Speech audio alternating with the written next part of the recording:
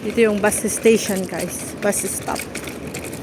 Ng 7, 75X, 85, 85A, 85B. Papunta yan sa ano, sa Colon City.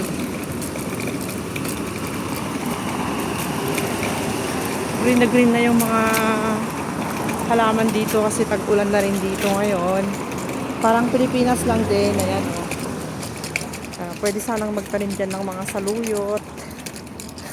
Di ba? Yan, kaysa yung mga tanim nila dito walang kwenta. Taniman niya ng saluyot, talong, gano'n. Sili, kamatis, di ba? Ano naman yung Junction Road Park. Junction Park. Namin ko yung mga pine tree, ang baho. Mga pine tree dyan. Na may ipil-ipil guys, oh. Ipil-ipil. Sana naging malunggay na lang yan, no? At sana yung mga yan, oh. Sana yung mga yan naging saluyot na lang, di ba? Saluyot o kaya sili. Sarap. Ano, may bulaklak naman dyan. Ano bang bulaklak yan? May mga ano. Meron siyang mga bee. Bubuyog.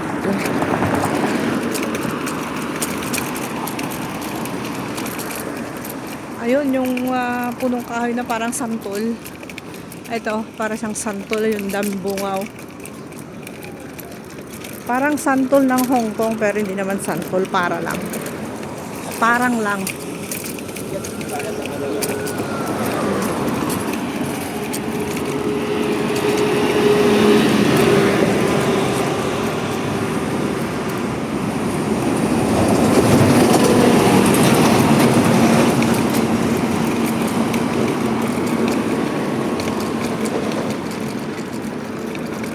Tayo sa Lukpo Place. Lukpo Library. Nabulol pa ako, no. Lukpo Library. Punta muna ako sa supermarket para bukas hindi na ako pupunta sa supermarket kasi wala kaming mantika, wala kaming oyster sauce, tsaka wala rin kaming soya sauce. Kasi nga mula dumating ako dito sa Hong Kong noong June 28, guys. Ako ay hindi nag-grocery kasi nga nagkasakit ako. Yung kasama ko lang Indonesian. Tapos wala naman si sir dito, nasa China. So,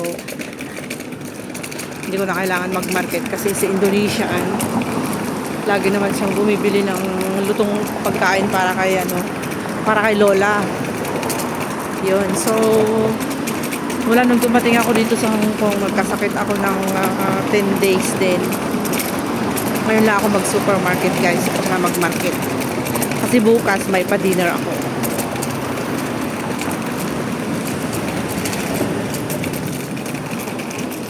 So yung iba ngayon, bibilihin ko na kasi wala naman akong gagawin.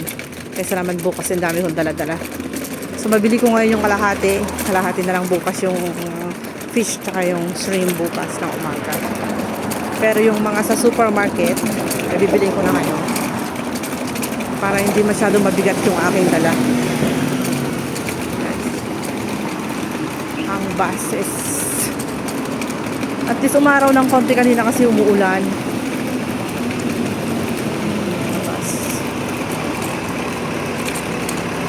Umuulan kanina, sobrang ulan. Kaya to sinamantala ko, inantay kong tumigil yung ulan saka ako lumabas.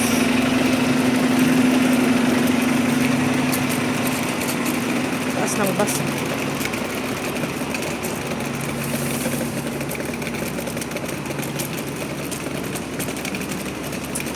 Dito tayo ngayon sa Junction Road. Guys. Traffic.